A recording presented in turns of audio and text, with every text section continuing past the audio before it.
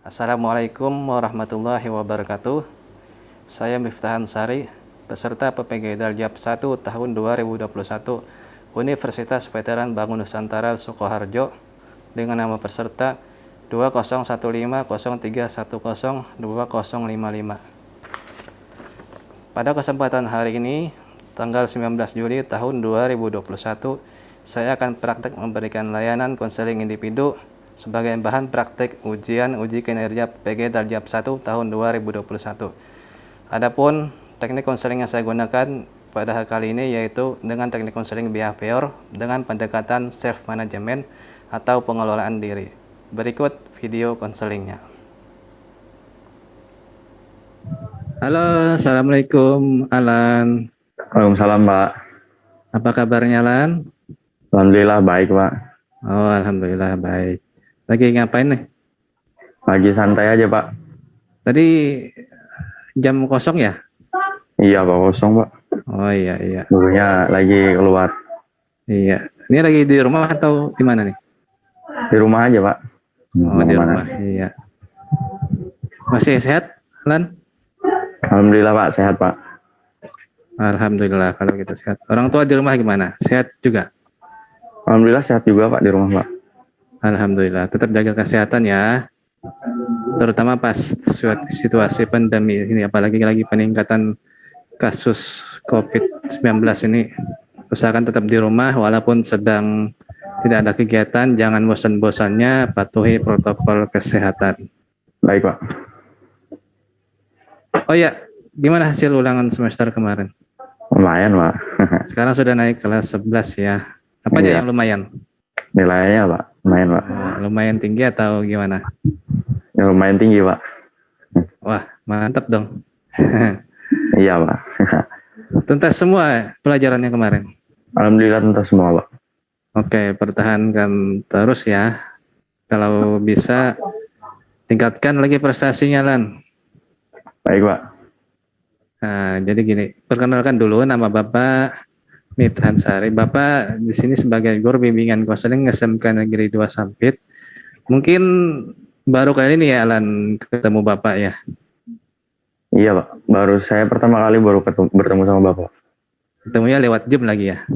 Iya, Pak. Ya, jadi kegiatan kita hari ini bisa dinamakan istilah dengan konseling. Nah, konseling itu adalah suatu proses pemberian bantuan yang dilakukan oleh seorang ahli yang disebut konselor kepada seseorang yang sedang mengalami masalah disebut klien. Nah, kalau yang dimana maksud untuk mencapai suatu tujuan atau suatu keputusan yang positif dari masalah klien yang sedang dihadapi. Sebelumnya, beberapa hari yang lalu, Bapak ini dapat laporan dari wali kelas kamu bahwa kamu dikeluarkan pada saat pelajaran fisika. Betul, Pak. Kenapa bisa dikeluarkan dari pelajaran fisika? Oke. Gimana? Masih bingung? Kalau masih merasa bingung? Iya, Pak. Kok diam? Ya, Alan tidak usah merasa bingung. Kalau nanti masalah Alan itu tadi yang disampaikan hari ini dirasa sebuah rahasia, nggak perlu takut cerita sama Bapak. Di sini yang tahu tentang masalah kamu adalah kamu sama Bapak aja, Alan sama Bapak gitu. Dan Bapak akan menjamin kerahasiaan masalah Alan dan tidak akan diketahui oleh orang lain. Dan juga Alan juga tidak perlu ragu kalau ingin bercerita ke Bapak. Bapak akan membenarkan semua cerita Alan yang dengan sukarela. Coba Alan ceritakan, kenapa Alan kemarin dikeluarkan pelajaran fisika itu? Jadi begini, Pak. Waktu pelajaran fisika kemarin tuh saya tidak sengaja menghisap rokok saat Bu Guru menjelaskan, Pak. Wah, pada saat pelajaran fisika itu merokok pas kameranya dinyalakan ya? Betul, Pak. Saya merasa bersalah sekali, Pak. Baiklah, Bapak apresiasi kamu sudah berani mengakui kesalahan kamu. Kamu sudah minta maaf sama guru fisikanya belum? Sudah, Pak. Apa kata gurunya? Ya kata beliau jangan diulangi lagi Pak. Oh gitu. Ya berarti lain kali jangan diulangi lagi ya. Oke, Bapak berharap juga jangan diulangi lagi. Selain nanti yang sampai dikeluarkan itu jangan sampai diulang lagi ya. Iya Pak. Sebenarnya saya mau berhenti merokok Pak, tapi kan masalahnya setiap saya mau berhenti itu tidak bisa Pak. Selalu saja datang keinginan untuk merokok terus. Sebenarnya Bapak bangga dengan niat Alan untuk berhenti merokok. Iya Pak, terima kasih Pak.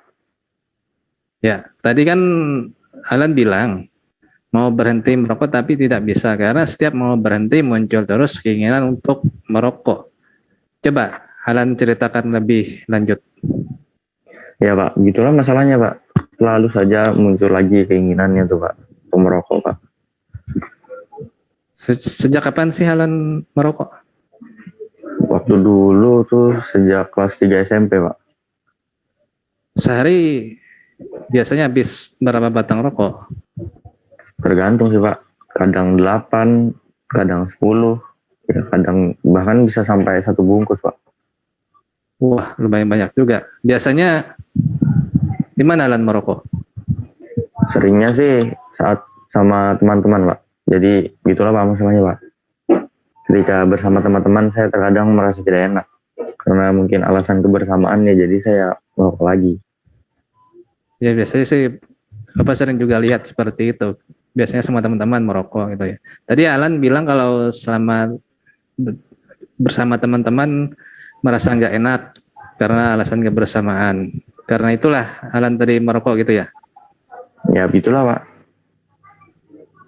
Sebelumnya orang tua Alan sudah tahu belum kalau Alan merokok? Sudah mengetahui Pak, orang tua saya sudah capek menasihati saya Pak. 1 bulan yang lalu saya terkena dampak dari rokok itu. Saya jatuh sakit dan harus dirawat karena asma saya kambuh. Dan dokter bilang paru-paru saya akan rusak. Jadi kalau masih tetap merokok bisa lebih parah dari saat ini. Karena itu juga alasan kenapa saya ingin berhenti. Bagaimana sikap orang tua Alan ketika orang tua Alan tahu bahwa Alan merokok? Ya, dia menasihati saya Pak agar jangan merokok lagi. Setidaknya kalau belum bisa berhenti, mengurangilah. Itu kata bapak saya. Pada saat ketahuan pelajaran kemarin, orang tua ada di rumah nggak? Oh, saat itu tidak ada Pak. Ya orang tua saya sedang bekerja, ayahnya lagi bekerja, ibu saya lagi mengantar jualan Pak. Sendirian berarti ya. Nah, permasalahannya sekarang ada berarti pada diri Alan sendiri. Karena sebenarnya Alan telah merasakan dampak dari merokok itu. Selain itu juga, orang tua Alan juga telah menasihati Alan agar berhenti merokok.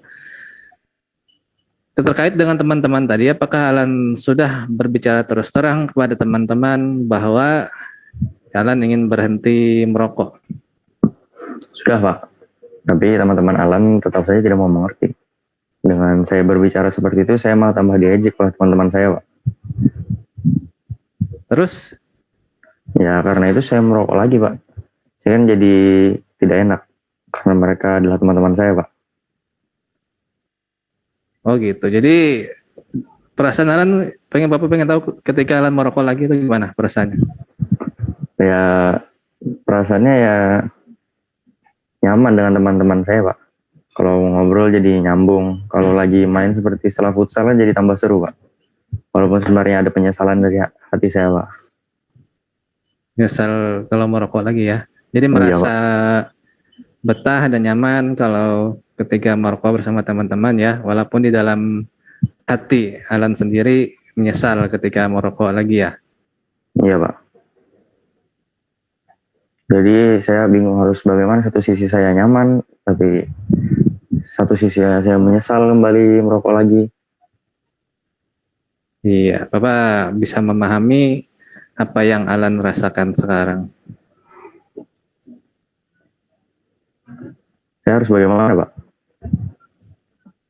Coba sudahkah di dalam diri Alan sendiri bahwa Alan ada niat sebenarnya ingin berhenti merokok.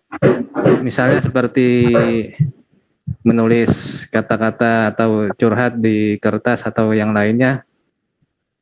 Belum, Pak. Jadi Alan ini merasa belum sepenuhnya berhenti merokok gitu ya. Iya, Pak. Ya, karena itulah saya merasa bingung bagaimana caranya agar benar-benar berhenti, Pak. Alan merasa bingung dan kecewa karena sampai saat ini Alan belum bisa sepenuhnya berhenti merokok. Iya, Pak. Mungkin Alan belum menambahkan sepenuhnya di dalam hati atau diri Alan untuk berhenti merokok. Mungkin begitu, Pak. Yang jadi permasalahannya ketika saya sedang bersama teman-teman saya pasti merokok lagi. Oh, jadi Alan merasa tidak yakin ya dengan diri Alan sendiri terhadap teman-teman Alan karena itulah Alan merokok lagi. Walaupun sebenarnya Alan sendiri sudah tahu dan merasakan dampak dari merokok. Betul sekali, Pak. Sebenarnya saya sudah tahu bagaimana dampak dari merokok itu. Tapi yang di sisi lain saya masih tetap saja merokok dengan teman-teman saya karena alasan kebersamaan. Meskipun saya sudah tahu bahkan sudah mengalami dampaknya dari merokok itu, Pak. Alan sudah mengetahui dampak dari merokok. Bagaimana? Namun Alan tetap saja merokok bersama teman-teman karena Alan tadi merasa tidak enak gitu ya. Iya, Pak. Betul sekali. Jadi saya merasa bingung bagaimana caranya agar teman-teman mengerti posisi saya, Pak. Alan merasa bingung bagaimana caranya agar teman-teman mengerti keadaan Alan yang ingin berhenti merokok. Nah, Alan sudah pernah mengutarakan belum kepada atau bilang kepada teman-temannya bahwa ingin berhenti merokok? Belum, Pak. Tapi saya ingin mencoba menyampaikan kepada teman-teman saya bahwa saya ingin berhenti, Pak. Di samping itu dalam kondisi bagaimana Alan ingin mengungkapkannya kepada teman-teman Alan? Bagaimana ketika sedang berkumpul rame-rame gitu, Pak?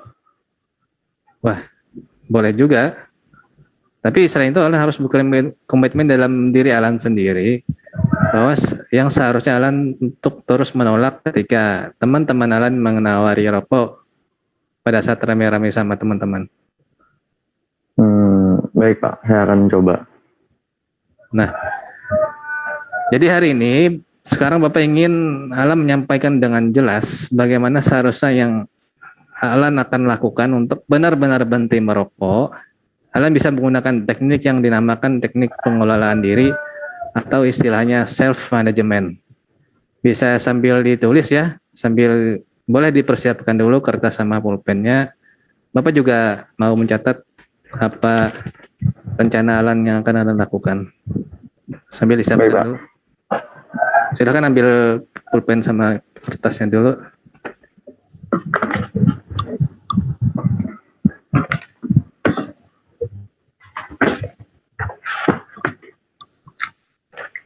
Gimana? Sudah siap?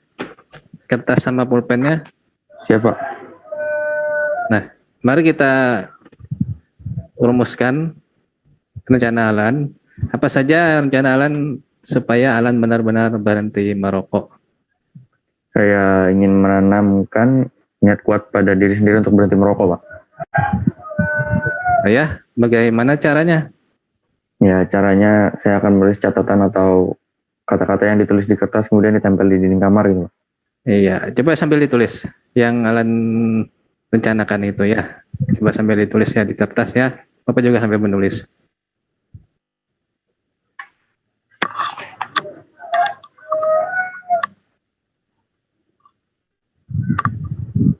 Caranya tadi apa?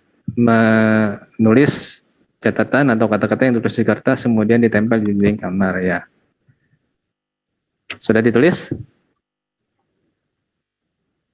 Bentar, Pak. Kita juga menulis.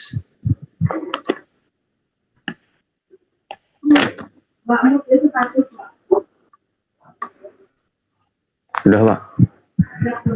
Tadi bilang kalau mau bikin catatan atau kata-kata. Seperti apa sih maksudnya yang Alan katakan tadi, yang maksud dari catatan atau kata-kata yang Alan katakan tadi?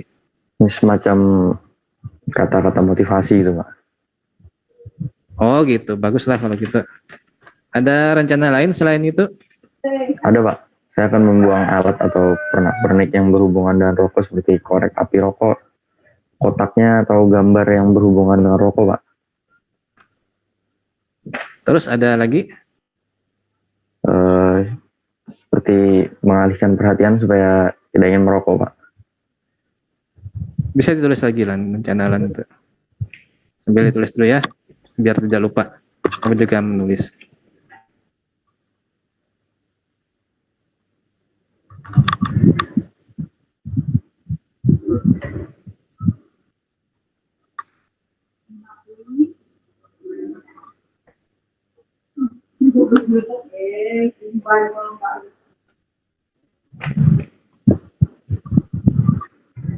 Udah Pak. Dah. Dan tadi Alan bilang mengalihkan perhatian supaya tidak ingin merokok. Seperti apa sih caranya Bapak pengen tahu? Ya kalau biasanya kan jika tidak merokok kan mulut terasa asam Pak. Ya, supaya hilang rasa asamnya saya makan permen Pak. Oh, boleh juga kalau gitu. Pak. Ya, makan permen bisa salah satu cara untuk menghilangkan rasa asam. Apalagi ada lagi rencana Alan kalau misalkan lagi kumpul sama teman-teman itu apa yang Alan lakukan? Yang pasti harus ya Pak, menolak tawaran merokok dari teman Pak. Menolak tawaran rokok dari teman. Bagus kalau gitu. Jangan sampai terpengaruh lagi ya. Iya Pak. Lanjut, apalagi ada rencana Alan supaya berhenti merokok? Saya rasa sementara cuma itu Pak. Oke. Dari semua rencana Alan tadi, mana yang kira-kira Alan bisa lakukan dalam waktu dekat ini? Dalam waktu dekat semuanya bisa Pak. Semuanya. Wah, semuanya bagus sekali kalau gitu. Bapak sangat senang mendengarnya. Juga Bapak sangat senang melihat keantusiasan Alan dalam menyusun rencana berhenti merokoknya Alan. Ya, terima kasih Pak. Kita ulangi lagi ya. Tadi rencana Alan yang pertama dari catatan ini, Alan akan menanamkan niat kuat pada diri sendiri untuk berhenti merokok dengan cara menulis catatan atau kata-kata yang ditulis di kertas kemudian ditempel di dinding kamar. Yang kedua, Alan akan mengalihkan perhatian supaya tidak ingin merokok dengan cara makan permen. Ketika muncul keinginan merokok. Yang ketiga, kemudian pas pada saat berkumpul dengan teman, Alan akan menolak dengan tegas tawaran merokok dari teman-teman Alan. Iya Pak. Semua rencana tadi kapan kira-kira bisa dilakukan? Secepatnya bisa Pak. Secepatnya Pak. Kalau gimana kalau mulai besok? Iya Pak, mulai besok saya lakukan Pak. Iya, lebih cepat lebih baik. Dan semoga berhasil. Bagaimana dengan hal yang lain? Ada yang ingin lagi diceritakan ke Bapak? Untuk sementara tidak ada lagi Pak. Oh iya Pak, bagaimana dengan wali kelas ya Pak? Maksudnya dengan wali kelas gimana ya? Ya tadi kan Bapak bilang ke saya kalau Bapak tahu permasalahan ini dari wali kelas Pak. Oh gitu, nanti Bapak sampaikan ke wali kelas setelah kegiatan konseling ini. Cuma supaya wali kelas tahu aja apa yang hasil dari konseling kita hari ini. Baik Pak. Nah, sebelum akhir kegiatan konseling ini, supaya Bapak tahu berhasil tidaknya solusi atas permasalahan yang kamu rencanakan tadi, kira-kira kapan kita bisa bertemu lagi? Kapan Pak? Minggu depan bisa Pak. Minggu depan, berarti hari ini hari Senin ya, berarti Senin depan ya kita ketemu ya. Bapak minta nanti ketemu, pas ketemu dengan Bapak nanti, Bapak ingin tahu hasilnya dari rencana atau solusi yang Alan sampaikan tadi, apakah efektif atau tidak ya. Baik Pak, minggu depan saya akan datang dan kita ngobrol-ngobrol lagi, membicarakan tindak lanjut dari apa yang saya catat tadi Pak. Saya lakukan nanti Pak. Oke, nanti kita ketemu di Zoom lagi ya minggu depan ya. Baik Pak. Bapak rasa kegiatan konseling hari ini sudah cukup karena mungkin habis ini kan ada jadwal pelajaran lain. Ya, silahkan kalau Alan ada kegiatan lain. Baik Pak, saya pamit dulu ya Pak. Assalamualaikum. Waalaikumsalam. Ya, silahkan Alan log out dari Zoom.